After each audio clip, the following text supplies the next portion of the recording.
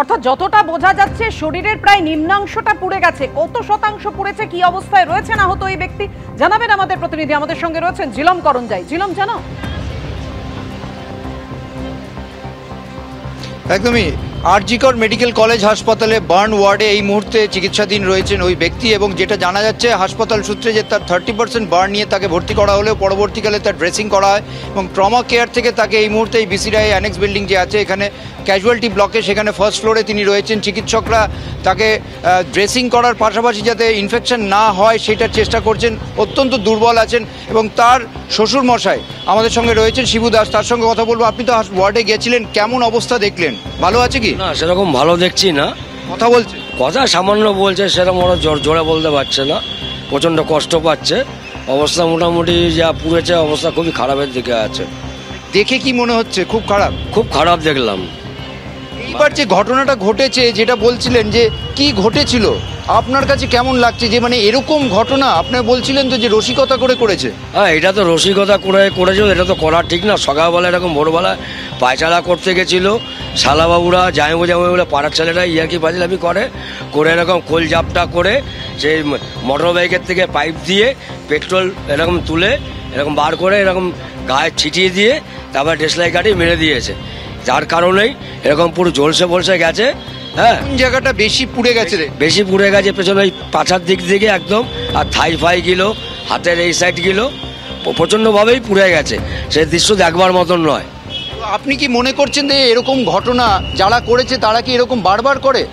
এটা পাড়ার ছেলে বারবার করে না, এটা মানে পাড়ারই মধ্যে একটু হোমরা চোমরা, তো এরকমই করে ওদের একটু হোমরা চোমরা ইয়ং ছেলে পেলে। ঠিক আছে, এইগুলো সকালবেলা কালকে ঠাকুর বাঁচানোর ব্যাপার নিয়ে এই ঘটনা হয়েছে। আর আমার জামাইয়ের ব্যাপারেও আপনারা যাচাই করে দেখতে পারেন, 100-র মধ্যে 100 লোকই ভালো বলবে। আপনি কি চাইছেন? আমি চাচ্ছি সুস্থ বিচার। আমি যাতে ওদের সাজা হয় কি শাস্তি পায় সেইটাই আমি চাচ্ছি।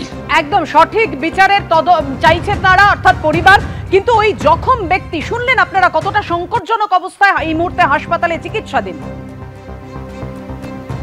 এবার আপনাদের সামনে রাখবো কাউন্সিলরের বক্তব্য। তিনি কি বলছেন যে রসিকতার ছলে গোটা ঘটনা ঘটেছে, দেখুন তার দাবি।